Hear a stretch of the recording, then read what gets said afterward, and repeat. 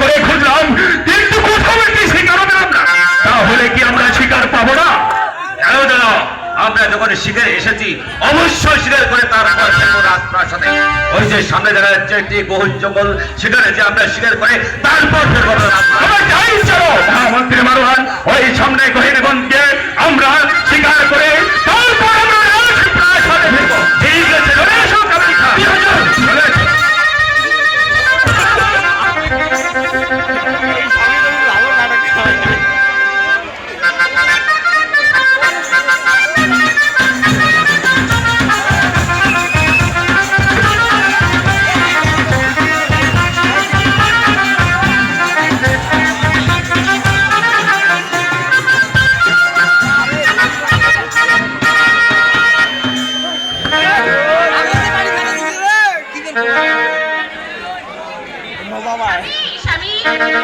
আপনি কোথায় স্বামী?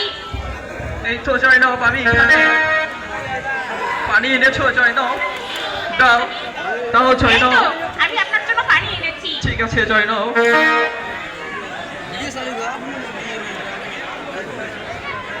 হে খোদা, হে পরওয়ারদিগার, তুমি আমাকে গরিব করে বানালেও, গরিব করে এই দুনিয়ায় পাঠালেও আমরা দুজন তোমার উপর নারাজ না খোদা। আমি তারপরও তোমার শুকর গুজার করছি খোদা। তুমি আমাদের দুজনের সহায় থেকো খোদা, সহায় থেকো। আপনি কোনো দুঃখ করবেন না, দেখবেন খোদা আমাদের থেকে সহায় হবে। তাই যেন হয় জয়নব, তাই যেন হয়। চলুন স্বামী, এখন আমরা ঘরে যাই।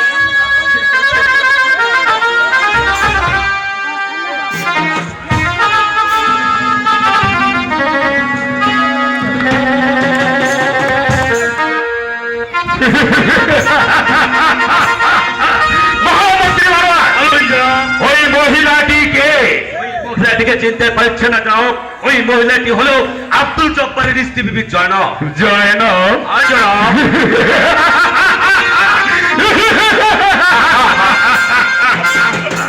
মহামন্ত্রী মারওয়ান, এই বিবি জয়নবকে আমি কোনোদিন তো দেখিনি।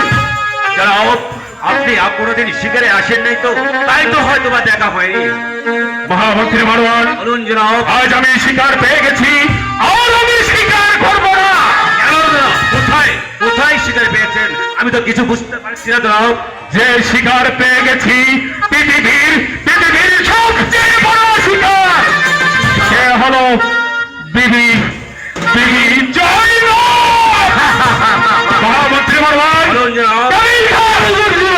যতক্ষণ পর্যন্ত ওই বিবি জয়নবকে পাইনি, ততক্ষণ পর্যন্ত আমার মনে প্রাণের কোনো শান্তি নেই।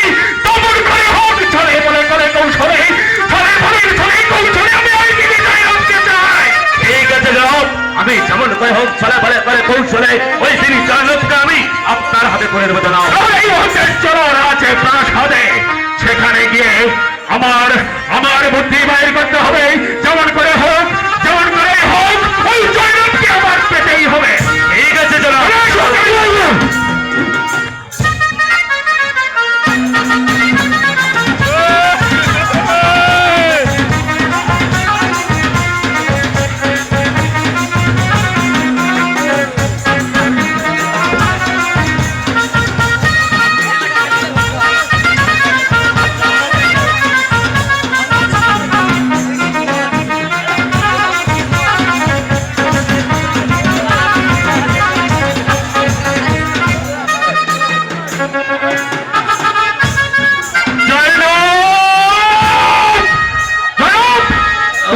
আমাকে পাগল